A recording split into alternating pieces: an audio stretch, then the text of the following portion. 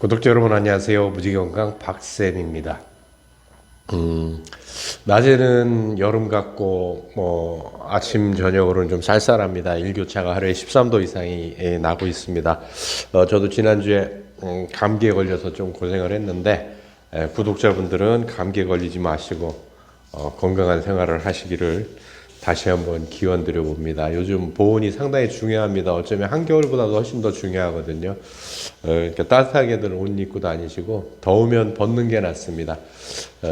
제가 잠깐 좀 너무 낮에 더워서 얇은 옷을 입었다가 감기에 걸렸거든요. 다들 감기에 조심하시고 지난주에 이어서 이제 8장 유전학과 영양학에 대해서 또 책의 진도를 나가보도록 하겠습니다. 132페이지인데 유전자 의학은 궁극적으로 환원원적 환상이다. 이거 정말 그렇거든요. 우리 몸은 앞에서도 계속 말씀드렸지만 그렇게 단순하게 돌아가는 구조가 아니거든요. 유전자 의학은 건강과 질병에 영향을 미치는 큰 그림의 혼란스러운 요인들을 피하면서 아주 미세한 부분들, 애매함과 무작위성이 발붙일 수 없는 결정적 요인들에 초점을 맞춘다. 과학자들은 어떤 DNA 조각을 지목하여 자, 이것이 당신이 췌장암에 걸린 이유입니다 라고 말한다. 근데 결국은 이제 실패로 판명이 났지 않습니까? DNA 구조를 다 파악하게 되면, 우리가 뭐 모든 질병을 극복할 수 있을 거라고 생각을 했지만, 그건 환상이었다라는 걸로 이제 판정이 났고, 그래서 결국 또 관심을 가지게 된 게 이제 마이크로바이옴이라고 하는 쪽으로 지금 시선이 돌아간 거죠. 지난 50년간 의학 연구자들은 DNA를 이해하고 해독하고 조작하는 것에 매료당했다. 이런 매료는 건강에 대한 우리의 믿음에 경제적으로나 철학적으로나 엄청난 비용을 초래했다. 아마 여기에 들어가는 비용을 가지고 예를 들어 빈곤 아동들이나 이런 데 지원을 했으면 어쩌면 더 좋은 결과들이 있을 수도 있는 거죠. 그렇다고 물론 이런 연구를 하면 안 된다는 뜻이 아니고요. 우리는 진짜 그렇게 기계의 부품이 아니기 때문에 그렇게 환원론적으로 그러니까 아주 깊숙이 세포 단위를 분석한다고 해서 모든 게 되는 건 아니거든요. 의료계는 과학적 진보에 대한 우리의 열광을 부채질하고 그 영광의 수혜를 입었다. 결국 이 거창한 약속에 대한 집단적 믿음은 여러 것들 중에 암과의 전쟁에 자금이 몰리게 했다. 대중문화는 암 치료를 위한 끈질긴 추적에 열중하는 사심 없고 영웅적인 연구자의 이미지를 각인시켰다. 결국 이제 암 연구도 실패한 걸로 지금 결론이 났죠. 어마무시한 돈을 들였는데 실패한 걸로 났습니다. 문제는 의료계가 긴 시간 동안 그 어떤 진정한 승리도 거둔 적이 없다는 데 있다. 기술이 무서운 속도로 발전했지만 실질적으로 건강 상태를 개선한 기술은 거의 없다.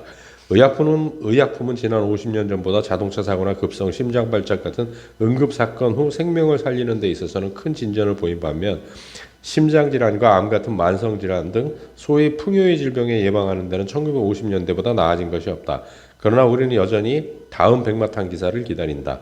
질병 그 자체뿐만 아니라 우리 중 누구를 공격할지 모르는 질병에 대한 막연한 두려움에서 구원해줄 알약, 백신, 신기술, 시술을 또 기다린다는 거죠. 이게 되게 좀 어리석은 일들이에요. 우리 인체는 그렇게 돌아가지 않습니다. 똑같은 예를 들어서 대두를 많이 먹으면은 에스트로겐 문제 때문에 성조 숙증이 온다고 하는데 우리 몸에 부족할 때나 그런 일들이 벌어지는 거지. 우리 몸에 충분한 에스트로겐 호르몬이 있다고 한다면 변화시키지 않습니다. 그게 자연식품의 장점이죠. 135페이지에 유전학 십자군은 스스로를 새로운 계몽시대를 가져올 존재로 바라본다. 유전자 십자군의 관점에서 보면 유전자는 단순한 인류의 소프트웨어다. 훌륭한 프로그래머가 프로그램 코드를 알면 그 프로그램이 어떻게 작동할지 예측할 수 있듯이 우리도 유전자를 알면 어떤 질병이 발생할지 매 순간 어떤 감정을 느낄지 정확하게 예측할 수 있다는 것이다. 그런데 문제는 우리가 그렇게 할 수 없다는 것이다. 유전자는 무엇이 일어날지 말해주지만 어떤 경우에 어떻게 그렇게 되는지는 말해주지 않는다. 유전자 기술에 대한 현혹과 자금 지원은 의료의 또 다른 막다른 골목일 뿐이다. 만성질환 예방과 회복과는 상관이 없다. 그러니까 현대의학의 가장 큰 장점은 급성에는 진짜 현대의학을 쫓아갈 의학이 없습니다.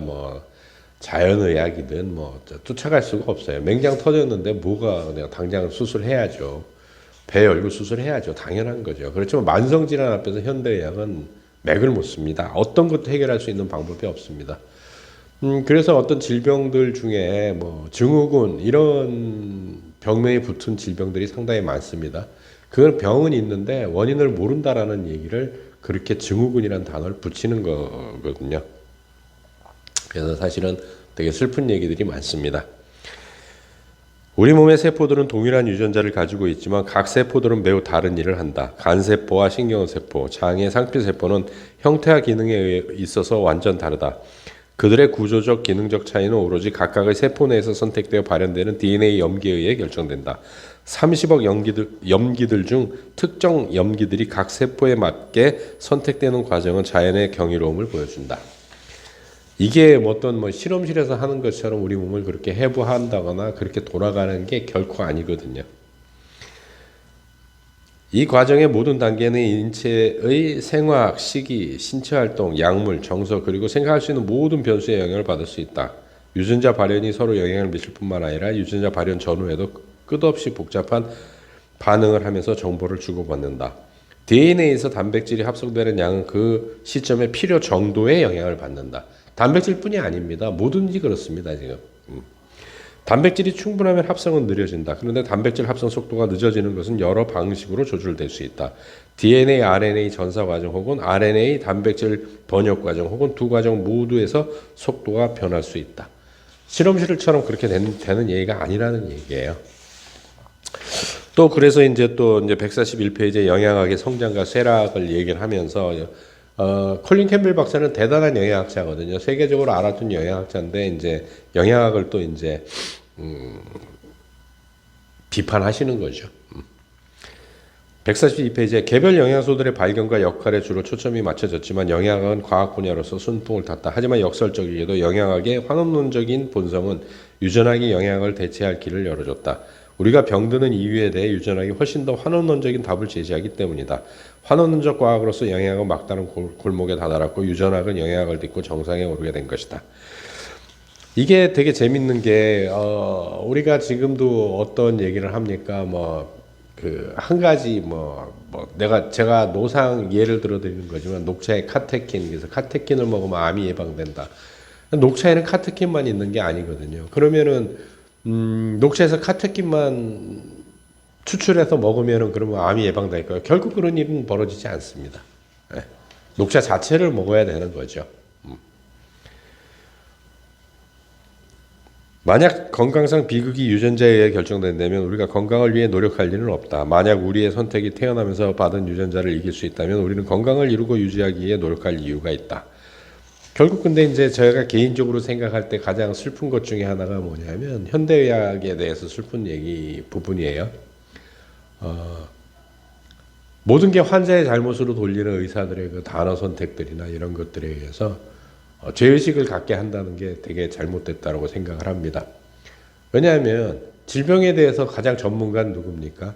의사 선생님들이거든요. 그분들이 지시하는 방향대로 쫓아갔는데 개선이 안 되는데 그게 왜 환자의 잘못입니까? 의사 선생님들이 본인들이 실패한 건데 그걸 환자의 죄의식으로 몰아간다라는 그 자체가 저는 잘못됐다라고 보는 거죠. 147페이지에 이제 영양에 대한 얘기인데 절단된 파를 다시 자라게 하는 식단이 있는 것도 아니며 영양이 모든 것을 치유하는 것도 아니다. 하지만 내가 주장하는 것은 우리가 섭취하는 영양소가 유전자 발현에 1차적으로 영향을 미치는 요인이고 절대 다수의 경우에 좋은 영양 섭취는 복잡하고 비싼 유전자 치료를 포함한 다른 어떤 것보다 큰 영향을 미친다는 것이다. 그래서 미국 속담에 이런 얘기가 있거든요. 당신이 먹는 걸 얘기를 해주면 내가 당신이 어떤 사람인지 말해주겠다라는 그런 속담도 있습니다. 그리고 당신이 먹은 것이 당신이다라는 얘기도 있고요. 결국 우리 세포를 재구성하는데 원재료를 어떤 거를 쓰느냐, 어떤 음식을 가지고 재료를 만드느냐로 내가 결정되는 것이거든요. 물론 이것도 단순한 문제는 아니지만 그 주변의 환경이라든지 여러 가지 환경 독소라든지 또 내가 생활하는 곳의 환경이라든지 이런 거에 복합적으로 영향을 받는 것이지만 1차적으로 가장 중요한 건 콜린 캠벨 박사님도 지금 얘기하는 것처럼 무엇을 먹느냐가 결국은 나의 건강을 좌지우지한다는 얘기예요. 유전자는 건강과 질병의 출발점이고 공식의 천성 부분이다. 그러나 영양 및 다른 생활 습관들은 이 유전자들이 발현될지 말지를 조절하는 양육 부분이다. 이거 굉장히 중요한 얘기거든요. 그래서 8장이 끝나면서 이제 149페이지에 유전학과 영양학 2가 이제 시작됩니다. 우리 모두 아플 수 있다. 그러나 대부분 대단한 일은 아니다. 의사이자 작가인 루이스 토마스는 이런 말을 했다. 의사 아내들만 알고 대중은 모르는 의사의 가장 큰 비밀은 대부분의 병이 저절로 좋아진다는 것이다. 사실 아침이 되면 대부분은 좋아진다. 우리 몸은 인위적인 치료 없이도 대부분의 병을 상당히 빠르게 호전시킬 수 있다. 특히 자연식 물식을 하면 더욱 그렇다. 결국은 내 몸을 재구성하고 독소를 빼내고 하는 것들은 전부 자연식이라는 거죠.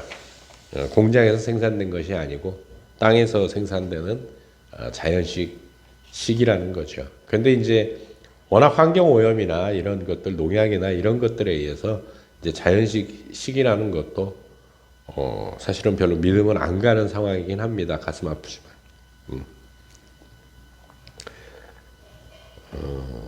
150페이지에 어디서 질병이 시작되나라는 제목을 가지고 시작이 되는데 건강을 가져오는 유전자는 부모로부터 온다. 그러면 질병을 일으키는 유전자는 어디서 오는가? 어떤 것들은 부모와 그 이전의 조상들로부터 온 것으로 배아세포와 수정란 때부터 존재한다. 질병을 유발하는 다른 유전자들은 건강을 유지하는 유전자들이 살아가면서 돌연변이에 의해 손상되어 만들어진다. 많은 사람들은 이런 돌연변이의 대부분이 환경을 오염시키는 합성화학 물질 때문에 발생한다고 생각한다. 그러나 이런 합성화학 물질만 유전자 손상을 일으키는 것은 아니다. 인체 내에 정상적으로 존재하는 화학 물질과 환경에 존재하는 다른 요인들, 예를 들어 태양 방사선, 과도한 햇볕, 식물과 미생물에 존재하는 많은 화학 물질도 돌연변이를 일으킬 수 있다. 그러니까 아까도 제가 말씀드렸지 않습니까? 환경과 먹는 것과 이 모든 것들이 종합적으로 내 몸을 구성한다라는 거죠. 좋은 소식은 진화 과정 중 이러한 손실을 복구하는 방법을 잘 배웠다는 것이다. 인체의 세포는 손상이 일어나면 즉시 복구할 수 있는 능력이 있다. 이게 있어야만 생존하고 후손을 남길 수 있다. 우리 선조들에게 이런 능력이 없었더라면 재생산이 가능한 연령까지 생존하는 것은 불가능했을 것이다. 그러나 복구 과정이 완벽하지는 않다. 손상된 유전자 중 아주 작은 부분은 복구되지 못하고 생존하는 동안 그 유전자를 가진 세포들이 계속해서 분열할 수 있다. 그런데 놀랍게도 손상된 유전자가 반드시 나쁜 것은 아니다. 이게 이제 획득 성질을 해서 뭐 유전이 된다 안 된다 하는데 이 결국 인류가 진화한 것도 이 돌연변이들에 의해서 온 거거든요. 장기간의 유전자 손상으로 발생하는 만성질환에 대한 건강 전문가들의 목표는 두 가지다. 하나는 유전자 손상을 최대한 예방하는 것이고 다른 하나는 이로 인한 증상들을 최대한 치료하는 것이다. 그러니까 이제 이러한 증상들이라고 하는 것은 우리가 질병이라고 부르는 것들을 얘기를 하는 겁니다. 그러나 유전학은 이러한 노력에 있어 좋은 출발점은 아니다. 유전자 손상을 1차적으로 예방하는 것은 대부분 실패로 끝났다. 질병을 유발하는 특정 유전자를 복구하거나 혹은 대체함으로써 질병을 예방할 수 있을 것이라는 유전공학의 전제는 DNA의 상상할 수 없는 복잡성을 고려할 때 오만의 극치이다. 네. 그래서 이제 152페이지 암과 유전자라는 소제목을 갖고 시작을 하는데 암을 유발하는 어떤 환경 요인보다도 영양이 중요한 것이다. 유전자가 손상되었다고 해도 암이 필연적으로 발생하는 것은 아니기 때문이다. 이러한 사실은 사람을 대상으로 한 연구에서도 확인된다. 우리가 먹는 음식이 제공하는 영양소가 유전자 배경보다 암 발생에 훨씬 더 중요하다. 결국 유전적으로 암세포를 물려받을 수는 있지만 이게 발현되느냐 안 되냐는 것은 결국 내가 무엇을 먹고 어떤 환경에 있느냐 그 환경 속에서 내 몸을 어떻게 케어하느냐가 가장 중요하다는 얘기입니다. 적절한 영양의 유전자 손상을 예방하는 것은 아니다. 그러나 영양은 이미 손상된 유전자에 인체가 어떻게 반응할지 영향을 미쳐 특별한 치료나 약물 없어도 질병의 증상을 완화하거나 혹은 완전히 없애버린다라고 콜린 캠벨 박사는 얘기를 하는 거죠. 155페이지에 암에 맞서 싸우기 위한 무기들이라는 제목 갖고 시작이 되는데 현재 암에 맞서 싸우기 위한 공격적인 전략은 두 가지가 있다. 암을 일으키는 유전자의 발현을 조절하는 것과 유전자 변형을 일으킬 수 있는 모든 환경적 요인을 제거하는 것이다. 이거는 두 번째는 불가능하죠, 사실은. 그러나 우리의 환경에 존재하는 모든 독성 물질을 제거하는 것 또한 정답이 아니다. 불가능한 일이기 때문이다. 불가능합니다. 이 두 가지라고 하는데 158페이지에 발암물질 생물학적 검정 프로그램 그래가지고 이제 또 얘기가 되는데 환원론적 패러다임은 모든 발암물질은 반드시 암을 유발한다는 생각을 낳고 연구 설계 검사 방법이 적절한 방향을 찾지 못하게 만들어 프로그램의 유용성에 의문을 제기한다. CBP는 궁극적으로 정말 중요하고도 쉽게 인지할 수 있는 암의 원인들을 소홀하게 하고 스스로 통제하는 것이 거의 불가능한 2차적인 요인들에 관심을 갖게 했다. 그 결과 성과는 거의 없으면서 의미 있는 변화를 위해 쓸 수 있었을 막대한 자원을 낭비하게 만들었다. 이제 첫 번째 이제 화학 물질들이 이제 뭐 암을 유발한다고 아까 앞에서도 뭐 얘기했죠. 이제 그 첫 번째가 이제 두 가지 논리적인 허점을 얘기하는 건데, 첫째, 고농도의 화학 물질이 암을 유발한다면 그보다 훨씬 낮은 농도에서도 암을 유발한다는 가정이다. 이를 과학용어로 고용량에서 저용량으로의 뇌삽이라고 부른다. 하지만 이런 가정은 확실하지 않다. 이례적으로 고용량에서 관찰되는 발암성이 사람들이 통상적으로 노출되는 매우 낮은 용량에서도 유효한지는 정말 알 수 없기 때문이다. 둘째, 이 방법은 하나의 종, 예를 들어 쥐, 하나의 종에서 관찰되는 반응이 다른 종, 인간에서도 동일하게 관찰될 것이라고 가정한다. 과학용어로 종간외삽이라고 한다. 이것은 신념의 엄청난 비약이다. 그러니까 지금 약을 생산하는 제약회사들도 그렇고 대부분 이제 모르모트 쥐를 가지고 실험을 하고 쥐에서 이것이 나게 되면 뭐 효과가 나게 되면 인간한테도 날 거다라고 생각을 한다라는 게 가장 큰 문제라는 얘기를 하시는 겁니다. 161페이지에 암을 일으키는 방향 오류 해고 이제 제목으로 시작이 되는데 의도하지는 않았지만 CBP는 결과적으로 방향을 잘못 잡았다. 사람들의 관심이 암 발생에 훨씬 더 큰 영향을 미칠 수 있는 요인, 즉 잘못된 음식을 너무 많이 먹는 것에서 떨어졌기 때문이다. CBP는 화학적 발암물질이 돌연변이를 일으키기 때문에 암의 1차적인 원인이라는 이론에 근거한다. 이 이론에서 영향은 고려의 대상이 아니다. 1980년대와 1990년대에 나는 화학적 발암물질에 초점을 맞추지 말고 영향을 바라고 외치는 극소수 연구자 중 한 명이었다. 우리 연구실에서는 동물 실험 연구와 중국 연구 같은 인간을 대상으로 한 연구에서 암 발생을 결정하는 것은 유전자나 발암물질이 아니라 식이라는 증거를 줄곧 찾았다. 식입니다. 식이. 어떤 것을 먹느냐가 암을 유발하는 겁니다. 유전자로 물려받을 수 있습니다. 이게 발현되느냐 안 되느냐는 건 내가 어떤 음식을 먹느냐에 의해서 좌지우지될 수 있다는 얘기입니다. 토론회에서 암 발생에 대한 영양학적 개입을 주장하는 것은 불에 기름을 붓거나 화약을 뿌리는 것과 같다. 이렇게 된 데는 세 가지 주된 이유가 있다. 첫째, 연구자들은 화학적 발암물질이 암의 주요 원인이고 더 나아가 설치류 실험에서 이런 발암물질을 가장 잘 밝혀낼 수 있을 거라는 패러다임에 매몰돼 있다. 둘째, 암의 원인을 유전자와 환경 독성으로 보는 접근과는 달리 암을 영양과 연관시키는 것은 소위 희생자를 비난하는 것이다. 앞에서도 말씀드렸지 않습니까?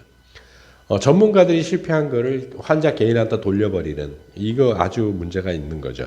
셋째, 프로그램과 관련하여 너무 많은 직업과 경력, 이해관계가 존재한다. 이거는 뭐 어떤 얘기인지 아실 겁니다. 뭐 보험회사나 뭐 이런 것들 전부 포함시켜서 이제 이런 얘기들을 뭉뚱그려서 이제 이렇게 얘기를 하는 겁니다. 이래서 이제 8장, 9장 영양학과 관련된 게 끝나고 이 책은 조금 내용이 너무 좋아서 제가 좀 길게 끄는 경향이 없잖아 있는데 이거를 계속 들어보시면 내가 어떤 시기를 해야 될지 또 한번 생각하고 고민하는 시간이 되지 않을까라는 생각에서 길게 하고 있습니다. 어쨌든 간에 구독자 여러분에게 많은 도움이 됐으면 좋겠습니다. 다음 주에 또 뵙도록 하겠습니다. 수고하셨습니다.